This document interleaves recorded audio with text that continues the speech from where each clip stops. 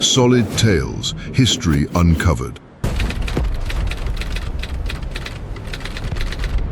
Did you know that the US Navy's greatest World War II victory wasn't won in the Pacific? It was won by 13 black men who never fired a single shot in battle. This is the story of the Golden 13, the forgotten heroes who shattered the Navy's ironclad racial segregation and were nearly erased from history. When we picture the US Navy in World War II, we think of massive steel fleets turning the tide against the Axis in the Pacific. But beneath those roaring guns and crisp white uniforms lay a suffocating hypocrisy. The United States was fighting a war for global freedom, yet choking on its own deeply entrenched segregation. For black Americans, this was a two-front war, fascism across the oceans and institutional racism right at their doorsteps. By 1941, federal billions flooded into a massive expansion of the defense industry. Yet black workers found themselves locked out of high-paying jobs, exiled to the hardest, lowest-tier labor. It was a brutal paradox, asked to bleed for a country that refused to pay them. But a Philip Randolph, the nation's most powerful black union leader, refused to watch in silence. He weaponized the looming war effort, threatening President Franklin D. Roosevelt with a massive, non-violent march on Washington of at least 10,000 black citizens. The threat of nationwide unrest and the international embarrassment it would bring left FDR with no choice. He signed Executive Order 8802.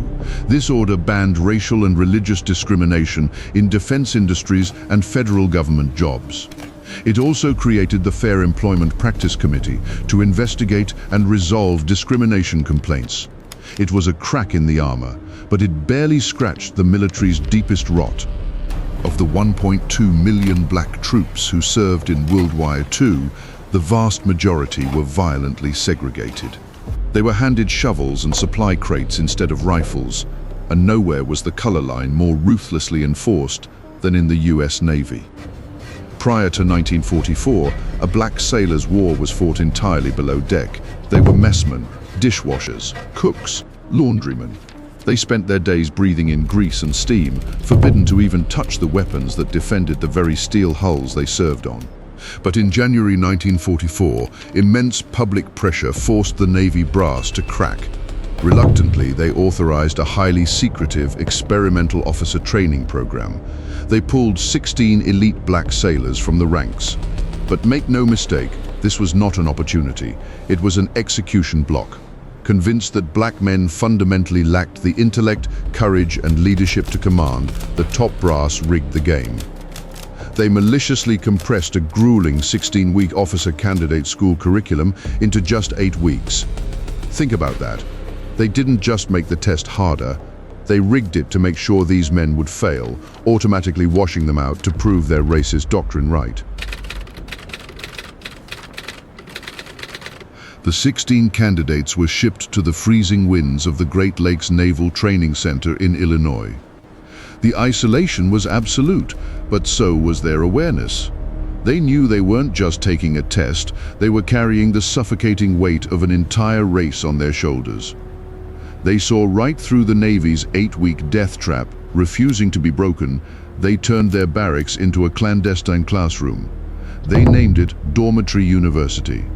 Every night, after the mandatory 10:30 p.m. lights out, they covered the windows tight with heavy wool blankets. No light could escape. No one could see what they were doing, huddled together in the dark. They pored over complex naval tactics, navigation math, and gunnery training, all by the faint glow of flashlights. Realizing their survival depended on absolute unity, they pooled their unique backgrounds. Whoever was the master of a subject became the professor. George Clinton Cooper, a man with a mind like a steel trap, broke down the agonizing complexities of navigation math. John Reagan, possessing a photographic grip on protocol, relentlessly drilled them on Navy regulations. They put each other through grueling mock written and oral exams, forging a blood pact. No man falls behind. When the agonizing 8 weeks ended, they sat for the final written exam. The grading scale was out of 4.0. When the scores came back, the Navy establishment froze in disbelief. The 16 men had achieved an astounding class average of 3.89 out of 4.0. It was the highest average ever recorded in the history of the Great Lakes training station. But instead of earning respect, their flawless performance triggered sheer paranoia. The top brass accused them of cheating. Without a shred of evidence, they were ordered to retake a second, entirely different and brutally harder exam. The 16 men sat down, picked up their pencils, and scored even higher. Let that sink in. No evidence of cheating, just pure, unshakable excellence. The cold, undeniable data utterly demolished the Navy's skepticism. On March 17, 1944, 12 of these men were officially commissioned as Navy ensigns, with a 13th, Charles Walter Lear Sr., appointed as a warrant officer in the Coast Guard. Together, they shattered the ultimate ceiling, becoming the very first black commissioned officers in the history of the United States Navy. History would immortalize them as the Golden 13. To this day, not a single one of their official training records from the program has ever been found. They had earned the gold bars on their shoulders, but the US Navy was nowhere near ready to let a white sailor salute a black officer. By every naval tradition, these newly minted top-scoring officers should have been deployed to combat vessels or frontline fleet commands. Instead, the Navy exiled all 13 of them to the rear. They were systematically scattered across shore-based facilities and training camps. They were handed administrative desks or made chaplain assistants. They managed black construction battalions, oversaw port loading, and trained raw recruits. Not a single one of them was permitted to command a white sailor, let alone set foot on the bridge of a frontline warship. Their brilliance was shoved into a segregated box. It was a psychological assassination, far more insidious than physical violence. By benching their brightest, the Navy broadcast a chilling message. You may have the rank, but you are still second class. The daily humiliations were relentless.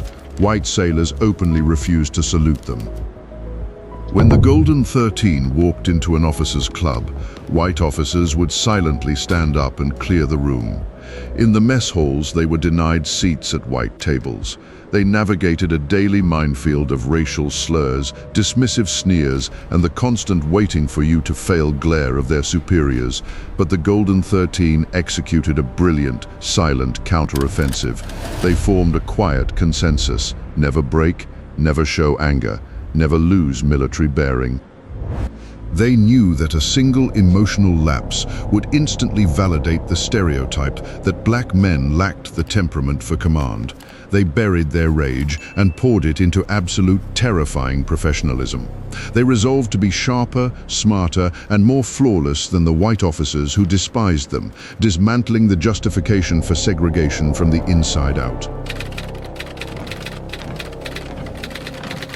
Though the Golden 13 never fired a shot in a naval surface engagement, their silent, flawless execution of duty sent a shockwave that would ultimately sink the entire system of military segregation. When World War II ended, over 1 million black veterans returned to American shores. They had fought for democracy in the blood-soaked sands and oceans of the world, only to step off the boats into a storm of domestic terror. The horrifying lynchings of black veterans, often murdered while still wearing their uniforms in 1946, ignited an uncontrollable public fury as the battle over military segregation raged in Washington. The immaculate service records of the Golden 13 became the ultimate impenetrable shield. Their 3.89 test average and flawless operational conduct completely incinerated the core prejudice that black men lacked the intelligence or leadership to command. They didn't just ask for integration. Their existence proved that integration wasn't a civil favor, it was a lethal military necessity. The pressure reached its boiling point. In 1948, President Harry S. Truman signed EO 9981, legally obliterating racial segregation within the United States Armed Forces forever. Yet, for decades, the monumental legacy of the Golden 13 was buried by the mainstream historical narrative.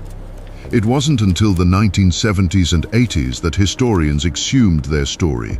They placed these forgotten vanguards into documentaries and textbooks, correcting a stubbornly whitewashed history of the Second World War. Today, the nation honors them with congressional gold medals and warships bearing their names, elevating them from a dusty footnote to a recognized pillar of the American spirit. The Golden 13 fought a shadow war. They proved that when the doors of the establishment are locked, undeniable excellence is the heaviest battering ram. Alongside the Tuskegee Airmen, their calculated restraint and suppressed brilliance paved the runway for every minority who ever put on a uniform. This is Solid Tales History Uncovered. Subscribe and never let these forgotten stories be erased. History Uncovered. Subscribe to Solid Tales.